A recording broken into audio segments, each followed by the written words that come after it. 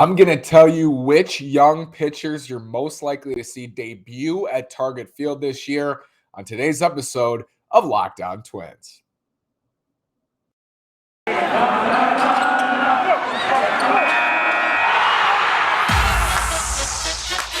You are Locked On Twins, your daily Minnesota Twins podcast, part of the Locked On Podcast Network, your team every day.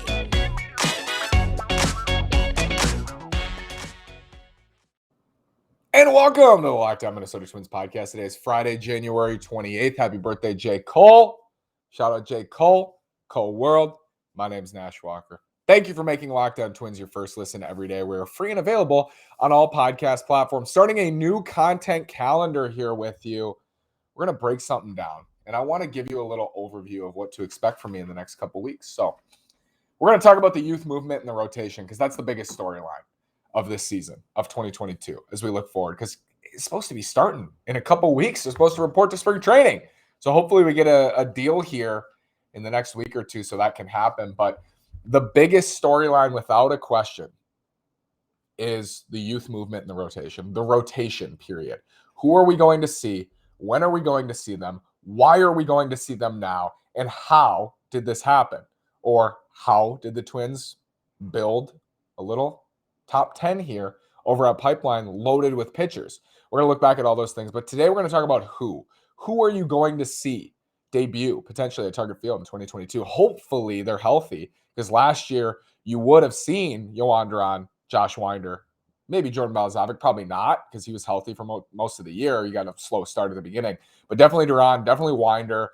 You would have seen them if not for injuries last year. I think Cantorino's on the fast track as well. So we're going to talk about those guys and some more on who you're going to see in 2022 if healthy. And that's the biggest caveat with all this, right? The Twins need to stay healthy in the rotation, and they just didn't last year.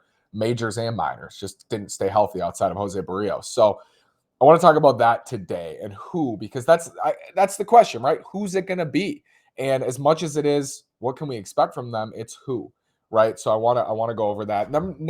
Starting next week, we're going to go with, or the week after, actually, we're going to talk about Falvey and Levine and talk about their tenure and their successes and their failures and their leash. And we've discussed this a little bit.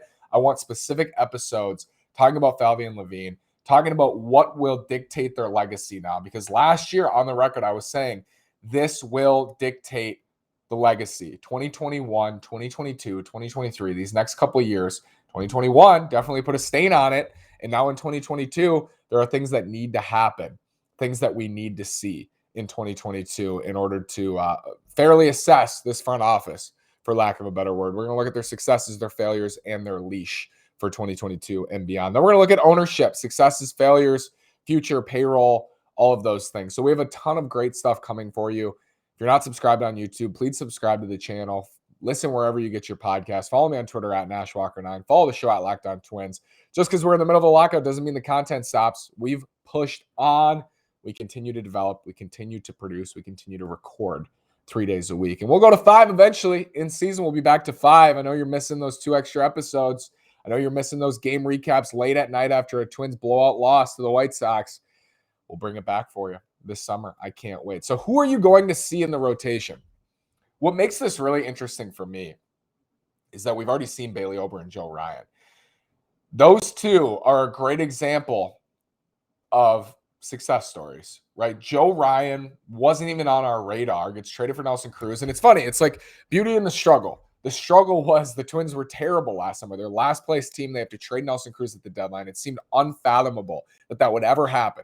That's the struggle. The beauty is they got Joe Ryan out of it. There's beauty in the struggle, ugliness in the success, right? There's ugliness in the success as well for a lot of teams. So they get Joe Ryan back. Wasn't even on our radar. Bailey Ober, we talked about Bailey Ober because he got added to the 40-man. His numbers were ridiculous in the minors, but he was backing it up with an 88, 89 mile an hour fastball and just not great stuff.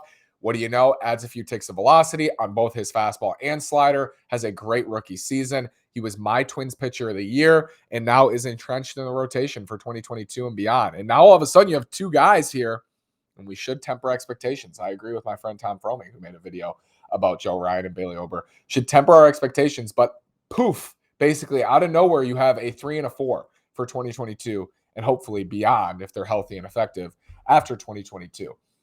There you go. There's two right there. And the ceilings for them remain to be seen. I don't know how much better Ryan can be. I don't know how much better Ober can be. Again, I describe them as a 3 and a 4 interchangeably in a good rotation for 2022. And that's not a knock on either of them. I think they both have bright futures. I think they're both going to be solid major leaguers for the Twins, hopefully for the Twins, maybe at another club if they're traded.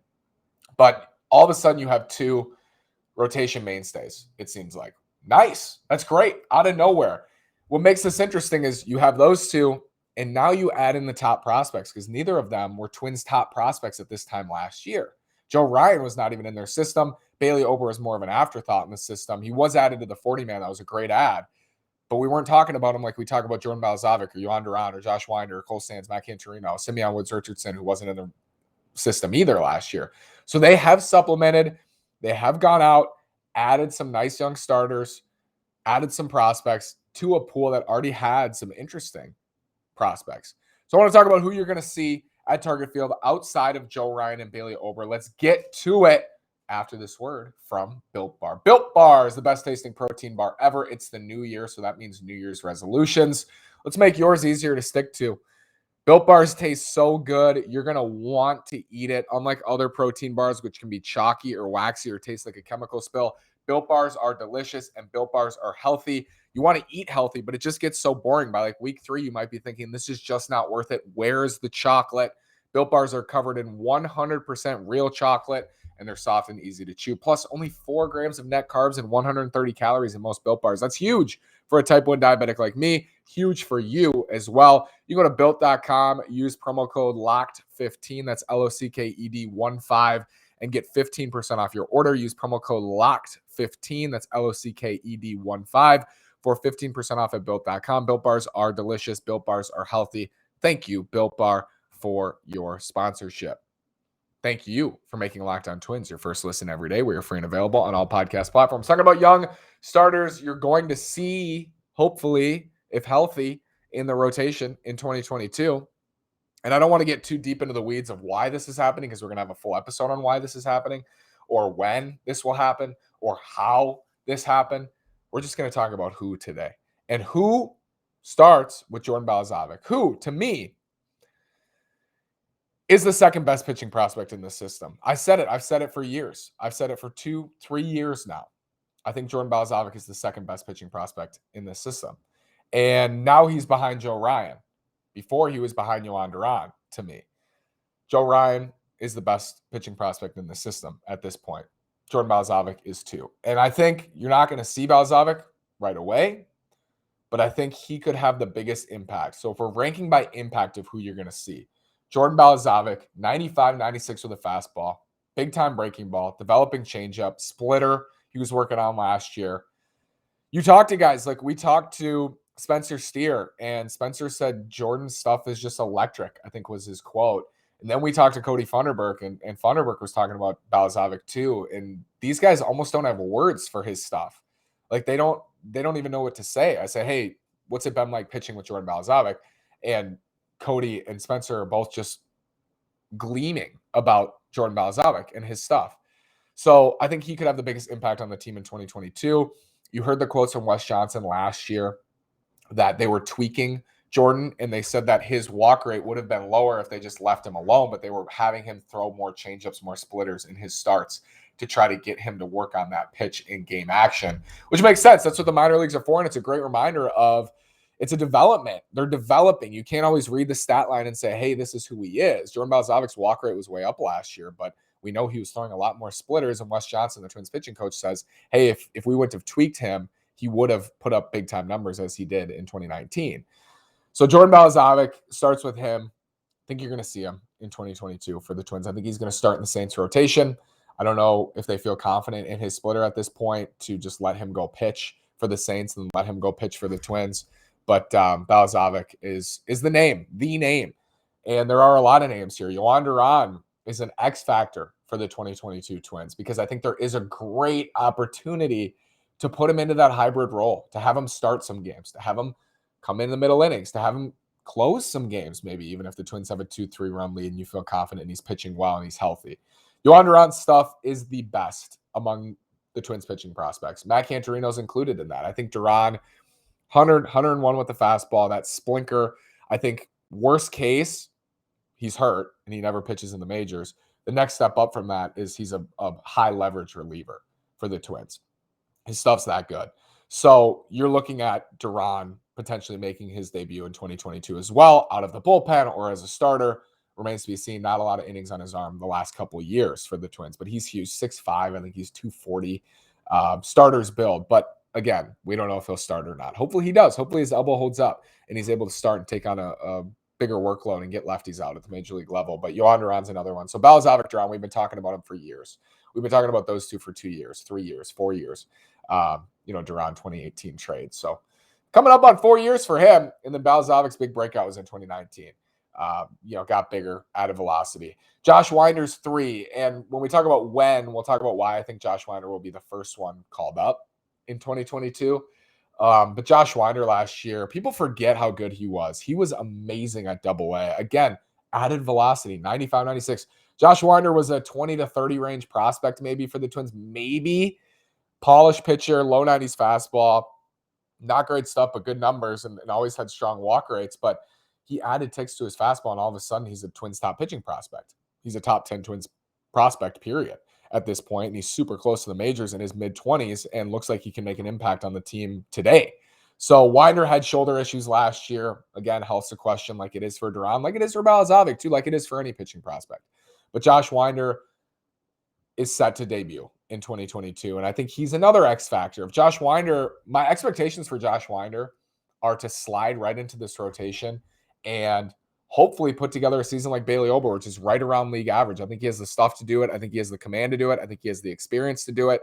He's an older pitching prospect. He's pitched at the high minors now. I think Josh Weiner is a good bet to have a league average ERA, hopefully, in his rookie season. Maybe that's too high of a bar, but I am higher on him for sure. I think Weiner can put together a really nice season for the Twins, spending most of his time in the majors because they're opening it up for all these guys. The rotation is open. If you pitch well, you're going to move up to the Twins. We'll talk more about that next week. But let's continue on this list after this word from BetOnline. BetOnline is the fastest and easiest way to bet on all your favorite sports action. There might be less football being played, but BetOnline has way more stuff to bet on this playoff season, from scored, totals, player performance props to where the next fired coach is going to land. BetOnline is the number one spot for all things NFL betting in 2022.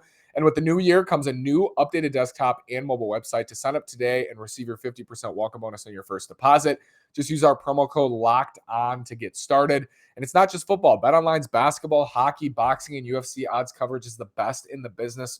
From sports right down to your favorite Vegas casino games, BetOnline is your number one online wagering destination. BetOnline is the fastest and easiest way to wager on all your favorite sports and play your favorite games. BetOnline is where the game starts. Head over to BetOnline, use promo code LOCKEDON, get that 50% welcome bonus. Thank you, BetOnline, for sponsoring Locked On Twins and the Locked On Podcast Network. Jordan Balzavic, Yohan Duran, Josh Weiner. Cole Sands, a sleeper in this. So you have X Factors, sleepers, top prospects. Cole Sands is a sleeper because he's done nothing but put up great numbers in the minors with less than stellar stuff. Reminds me a little bit of Bailey Ober. If you can get a tick or two on Cole Sands and he stays healthy, here's another mid-rotation starter. So we've discussed this before. If you can develop Ryan, Ober, Sands, Weiner into mid-rotation starters, your lower-level prospects, again, not a knock on them. I like these guys.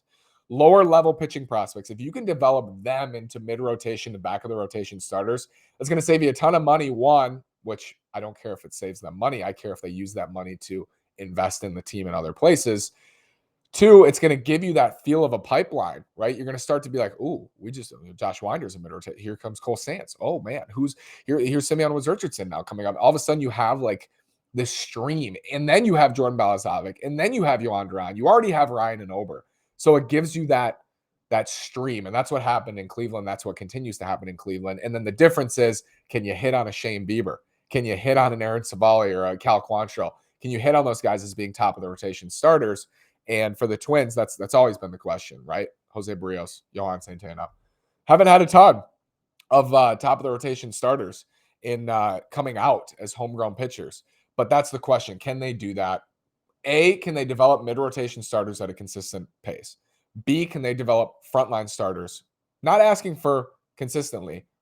Can one of these guys develop into a frontline starter for you? Because I always say it, the hardest thing to do in baseball is develop a superstar player, position player, or develop an ace. And those are the most expensive things in baseball, power on either side. It's like, if you can go out and get Max Scherzer, he's going to cost you $80 million at 38 years old or whatever he got paid. Like it costs you a ton to go get ace level starting pitching. We know that because the Twins haven't done it. They haven't gone out and done that. So you got to develop it from within. And I am encouraged by this group. Matt Cantorino I have at 5. People were surprised, I think, to see Cantorino on my Twins daily list pretty high because I think Cantorino more than anybody, love his stuff. We had him on the show. He's great. Is a bullpen risk. He's a risk to go to the bullpen because he just doesn't have the innings on his arm. So maybe like Duran, and this is not just banishing him to the bullpen and saying you're never going to be a starter again. Like Duran, you can give him that hybrid role if he's healthy. His stuff, I think, is good enough to pitch at the major league level. I just like Duran. I think they can pitch in the majors now with their stuff. And I think for Cantorino, it might benefit him to get innings at the upper minors. And then if he pitches well and he stays healthy, why not? Why not bring him up in a bullpen role or hybrid role like Duran? Like them both for that. I think they fall into the same group in terms of stuff. I think they fall into the same group in terms of future bullpen risk. I think they fall into the same group of future injury risk. Duran and Cantorino, another X factor in this system. Number 6, Simeon Woods Richardson. Would call him a sleeper too, even though he's like the highest rated prospect among all these guys. He had a really tough 2021 season at AA for Toronto, gets traded over to the Twins. And we're not talking about Simeon as much because he struggled last year and because he's younger. But again, you're talking about a big pitcher. I think he's 6'4", 6'5" at 220, 230, and he's only 21 years old. I think the Twins hopefully can work with him, add some ticks of velocity, more consistent velocity, get up to 95, 96 consistently. He's already polished, potential 4-pitch mix. I'm excited to watch him pitch next year, and I think he's another quick riser potentially in this system. And a sleeper, I have him ranked 6th, but he might be the best prospect they have at this point among their starting pitchers in the minors. So those are the guys I think you're going to see. There are some others like Drew Strotman, Chris Valamont, potentially out of the bullpen, but those are the main guys who I think could have the biggest impact on the team in 2022. Balazavik, Duran, Weiner, Sands, Cantorino, Woods, Richardson. Who are you most excited to see for the Twins in 2022? Who am I missing who you think will make an impact on the team next year? Let me know in the comments. Let me know on Twitter. Let me know in your reviews, whatever. Just talk to me. Thank you so much for making Locked On Twins your first listen every day. We're free and available on all podcast platforms. Thank you for listening today. We'll be back on Monday. We'll talk then. Thanks so much. Have a great day. Have a great weekend. And go Twins.